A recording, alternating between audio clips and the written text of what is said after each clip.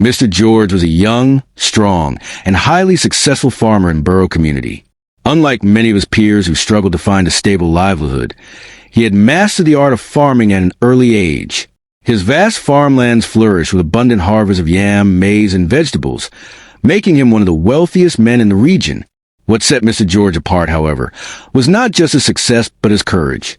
He was bold, hardworking, and determined, earning the admiration of the entire community. Many young men looked up to him as a role model, inspired by his dedication and resilience. Parents would often point at him, urging their sons to follow in his footsteps. His fortune extended beyond his farm, for he was married to the king's daughter, a woman of exceptional beauty and grace. Their union was envied by many, as it brought Mr. George even closer to royalty. Together, they had been blessed with 3 beautiful children, 2 sons and a daughter, who were the pride of their home. Life seemed perfect for Mr. George. However, beneath this picture of prosperity, an unsettling problem was beginning to trouble the community. A disturbing epidemic was spreading, not a sickness of the body, but one that threatened their livelihood. Farmers began to raise complaints, murmuring among themselves about a growing menace. Their farmlands, which they had toiled over for months, were being ravaged overnight.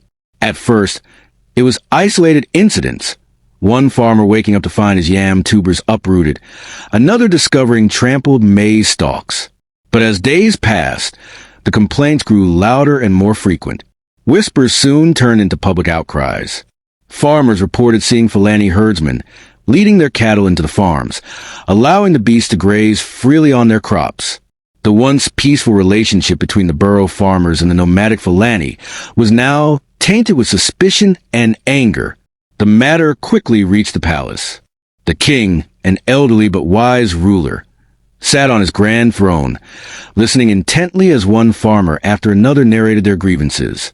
Wrinkled brows and tightened fists filled the gathering as the people demanded justice.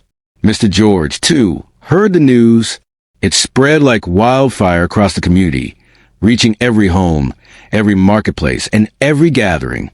But while the chaos grew around him, he remained oddly unaffected. His own farmlands remained untouched. Not once had he woken up to the sight of destroyed crops. Still, the unrest in the village was undeniable. Every morning, groups of farmers would gather in the village square, their voices filled with frustration. The tension was rising, and with each passing day, fear and resentment grew stronger. Why was Mr. George's farmland spared? Was it luck? Or was there something more sinister at play? As the mystery deepened, the once peaceful Boro community stood on the brink of turmoil, and Mr. George found himself caught in the heart of a brewing storm. The situation in Boro Community had grown worse. Fear gripped the hearts of the people as they began to avoid their farmlands altogether. The herdsmen had become more aggressive, no longer hiding in the shadows. They now brazenly roamed the farmlands in broad daylight, their cattle trampling upon the crops without fear of consequence. At first, the villagers thought it was mere destruction of crops, but soon the herdsmen began to threaten them directly. Farmers who tried to resist were met with intimidation. Some chased away from their own lands with machetes and whips. The stories became more horrifying by the day. A group of farmers recounted how they had arrived at their fields only to see the herdsmen uprooting cassava plants, feeding them directly to their cattle, as if the land belonged to them. But the nightmare didn't end there. What truly shattered the community was when the herdsmen turned their violence towards the women and children. Reports spread of women being assaulted in the fields, of young girls disappearing only to be found later, bruised and broken. The once thriving farmlands had become a place of terror. Cries of anger and grief filled the air. Families were left helpless, unable to provide for themselves, their sources of food and income stolen. The villagers looked to their king for protection. But the king, despite his wisdom and authority, was powerless. He had tried to summon the leaders of the herdsmen for dialogue, hoping to settle the matter peacefully, but they refused to meet with him. Some even laughed at his messengers, dismissing his authority. Desperation settled over the community like a dark cloud. Many villagers whispered among themselves, questioning if their king had lost his power. If even the ruler of the land could not protect them, what hope was left? Then came the day everything changed. It was an early morning when Mr. George decided to visit his farm. He had heard countless stories of destruction, but had never witnessed it firsthand. His own farmland had always been untouched, as though the chaos had avoided him. But deep in his heart, something felt wrong. He needed to see it for himself. As he approached the farmland, his heart pounded in his chest. The air was unusually still, but as he got closer, he heard noises, loud grunting, rustling, and the snapping of plants being torn from the ground. And then he saw it. His once beautiful farmland, his pride and joy, lay in ruin. Cattle were everywhere, their large hooves crushing his crops into the mud. The leaves of his cassava plants were being stripped away and fed to the beasts by men who had no right to be there. The herdsmen stood in the middle of it all, laughing and chatting among themselves as though they were in their own land. They showed no fear, no shame. Something inside Mr. George snapped. Anger boiled within him like a raging fire. Without thinking, he rushed forward, his voice thundering across the field. "Get out of my land," he shouted. "Who gave you the right to destroy what I work for?" The herdsmen barely flinched. One of them, a tall, bearded man, turned in with a smirk. "This land," he scoffed. "This is our land now." Mr. George clenched his fists, his blood roaring in his ears. He had never been a violent man, but this was too much. He grabbed a nearby stick and charged at the herdsmen, swinging wildly to scare them off. But they did not run. Instead, they fought back. What started as a verbal confrontation quickly turned into a vicious brawl. Fists flew, bodies slammed into ground, and the once quiet farm erupted into chaos. One of the herdsmen struck Mr. George across the face with a heavy blow, sending him stumbling backward. Another grabbed a machete, raising it high. Mr. George barely dodged in time, the blade grazing his arm, drawing blood. Pain shot through him, but he refused to back down. He fought with everything he had, his vision blurring with rage and desperation.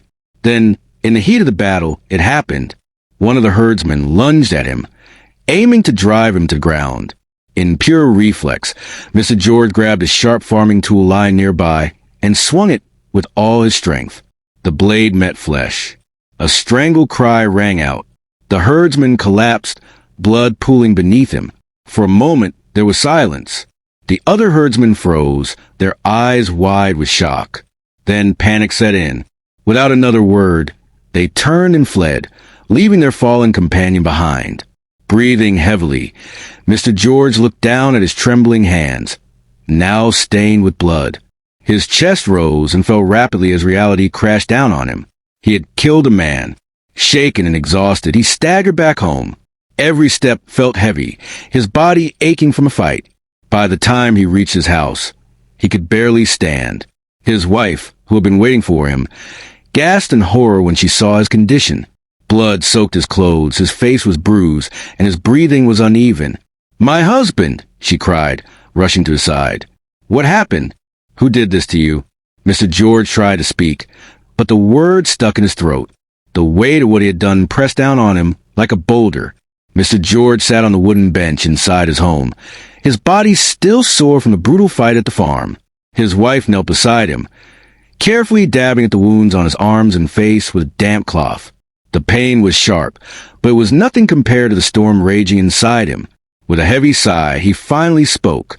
"I had no choice," he murmured.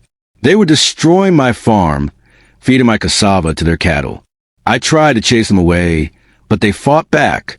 If I hadn't defended myself, I would be the one lying dead in that field." His wife, her face lined with worry, squeezed his hand. "You did what you had to do, my husband," she whispered. "But what if they come back? What if they seek revenge?" Mr. George's jaw tightened. He had already thought about that. The Fulani herdsmen were not known to forgive or forget. Killing one of their own, even in self-defense, would surely bring consequences. Word of the incident spread quickly throughout Boro Community, and when the villagers heard that Mr. George had killed one of the herdsmen, they erupted in celebration. "They deserved it," some cried. "For too long they had tormented us," others cheered.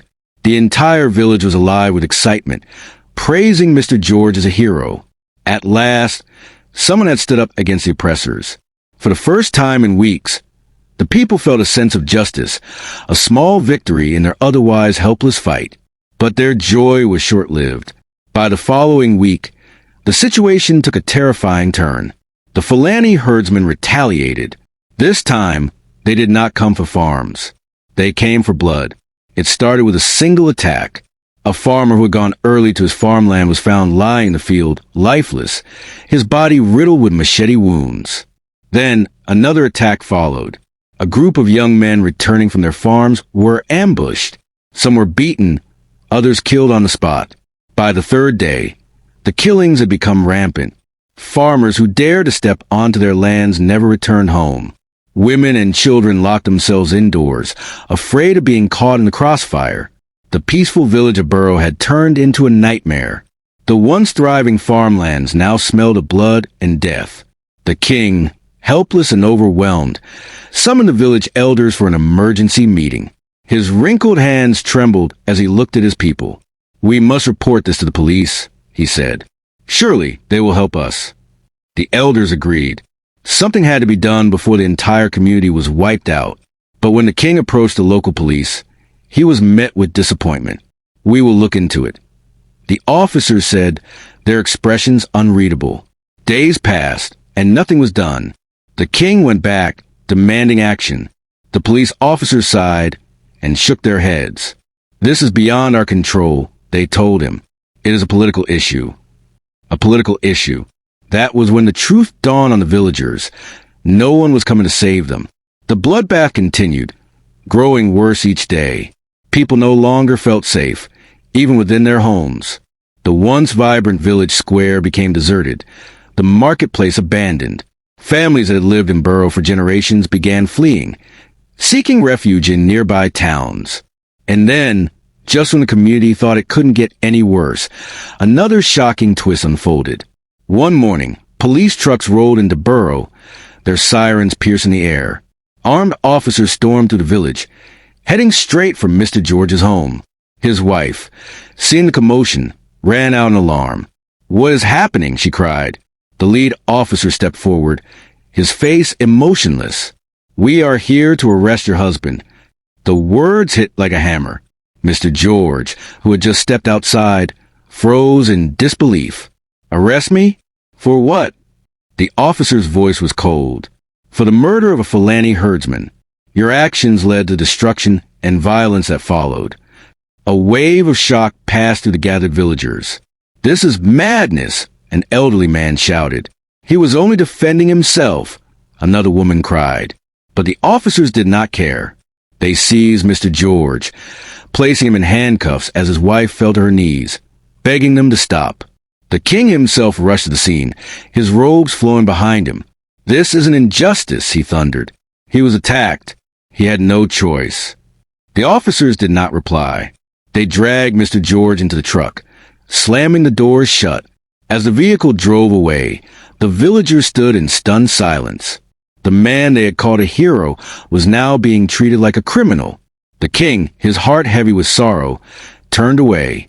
He had tried everything: dialogue, the police, appeals to higher authorities. But nothing had worked. The state government had ignored them. The federal government did not care. Mr. George was put on trial. The case should have been simple, self-defense. But the courtroom was not a place of fairness. The justice system had long been bought, its scales tipped in favor of those in power. The judges barely listened to his plea. The evidence did not matter. In the end, the verdict was swift. Mr. George was sentenced to prison. As the cell door slammed shut behind him, he sat on the cold floor, staring at the damp walls. He had fought for his land, for his people, for his survival. And yet, he had lost everything. But one question lingered in his mind, one that no one seemed to have an answer to. Why were the herdsmen always protected? Why did the system favor them? And most importantly, who was truly behind it all? Outside the prison walls, the village of Boro remained in fear. The battle was far from over. His crime? Defending himself. Months passed, but the cries of the people of Boro Community faded into silence. The killings continued, yet no one in power lifted a finger. Farmers abandoned their lands, their only means of survival. while fear drove families to flee in search of safety. The village that once thrived with laughter and harvest now lay in ruins, its fields overtaken by cattle that did not belong to them. Meanwhile, Mr. George languished in prison, locked away for a crime he had only committed in self-defense. He sat in the damp, dark cell, his once strong body weakened by poor meals and the merciless cruelty of the guards. But what hurt him the most wasn't his suffering. It was the knowledge that the real criminals roamed free.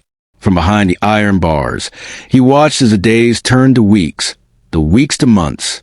Every now and then, he would hear whispers from the outside, how the Fulani herdsmen continued their terror, how the government remained indifferent, and how even the king of Boro had lost his voice. The truth was clear now. This was never about justice. It was about power. The government had never truly cared about the lives of the people. To them, innocent villagers like Mr. George were mere pawns, expendable sacrifices in a larger political game. The Fulani herdsmen were protected, not because they were right, but because they served a purpose. Their actions fueled chaos, and chaos created fear. Fear, in turn, kept the people weak, desperate, and unable to fight back. And in that weakness, the powerful thrived.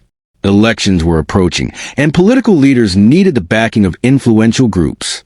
They needed allies who could stir trouble, control territories, and ensure loyalty through violence. The government did not care how many farmers died, how many villages burned, or how many innocent people lost their homes. So long as their political ambitions remained secure, the system had been bought. Justice no longer existed for the common man. And the worst part? This was not just Boro's story. It was a story that happens daily in different parts of Nigeria. If you can relate to this story, kindly share an experience with us in the comment section. Do you believe that the killings in the South, East, North, and West are all politically arranged? If you have watched this video to this level, kindly support my channel by hitting the subscribe button, like my videos, and share this video so it can go viral to the appropriate quarters. See you in my next episode.